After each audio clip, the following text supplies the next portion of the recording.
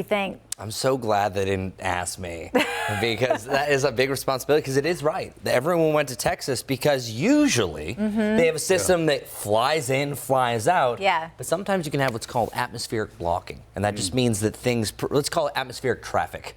Okay. So what happened was the system, instead of moving quickly off towards the east, another one's building behind it, so everything's stuck there. So here's the current status. You have clouds that are building down towards the south, right of where you're going to have the path of totality. But look at all that cloud cover. So pretty much the area that's supposed to have the least cloud cover, as Ben knows, growing up around the Great Lakes, that's usually the worst. Actually, they have a better shot in Ohio of seeing a better show than down here in Texas because of all the cloud cover. The good news is this front actually sagged a little bit further down to the south. So if you're watching from Louisiana, you're not seeing the show, and they're going to have an even better partial eclipse than what we're seeing. But let's go along the entire path about what exactly is happening. So the most recent model data showing that, hey, you might actually have some solid breaks. The dark gray represents you see in the ground here. The clouds are actually decreasing. However, these models don't always pick up on what's called upper level clouds that are blocking this likely. But you are still seeing some thicker clouds. Most of the activity is further off towards the east, so that is some good news. Things have definitely improved here in Arkansas. It was raining sheets last night.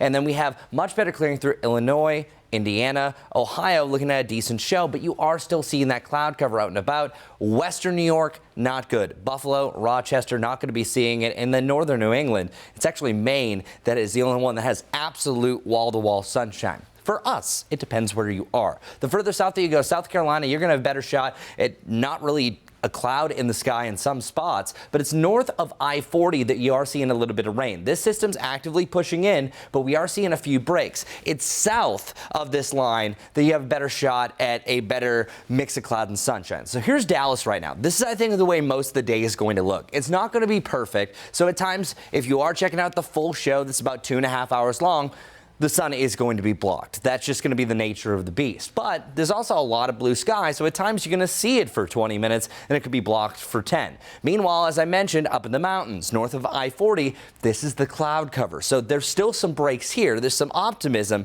but it's a lot thicker further off towards the north. So once you get to that maximum eclipse, that's 80.2%, so you're not going to see the big changes that you're seeing along the path of totality. But this is super cool if you haven't seen it. But you notice that we do have some chunks of clouds, so it depends. Even areas south of what I'm saying could have some building clouds, and I think it's especially starting to build after we hit that max by the end of the day heading into the evening. So it's not a perfect forecast, but it's a pretty dang good looking forecast. So some areas will look like this. This is pointing down towards the south that I mentioned here in Monroe, while others seeing a little bit more cloud cover, but still a delightful day if you're not trying to look at the sun for the entirety of the afternoon. Lower to the mid 70s here from Hickory to Charlotte, and then 63 degrees up in Boone. Check out the ups and downs though. If you missed the 80s, we're going to be back before you know it. By the end of the weekend and next week, we have the lower 80s and then pretty much 70 to 77 through this week.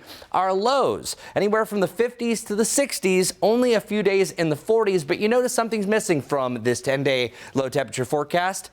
No 30s. So we're getting closer to not seeing the 30s anymore, and that freezing point is almost in our rear view mirror. The highest chances for rain coming forward, it's Tuesday through Thursday that we're heading back into a wetter period. So scatter rain is going to be possible waking up tomorrow morning, but I really think it's late morning heading into the early afternoon that we have a pulse of rain, and then it's just scattered showers. Starting off your Wednesday morning, more scattered rain starts to roll back in. We actually dry out for the middle of your Wednesday afternoon before another round of showers will start to roll in again. So Wednesday will be the warmest with a decent afternoon, but Thursday, widespread rain expected, even a chance for a thunderstorm. Once that system clears, we dry out and clear out for a picture-perfect weekend.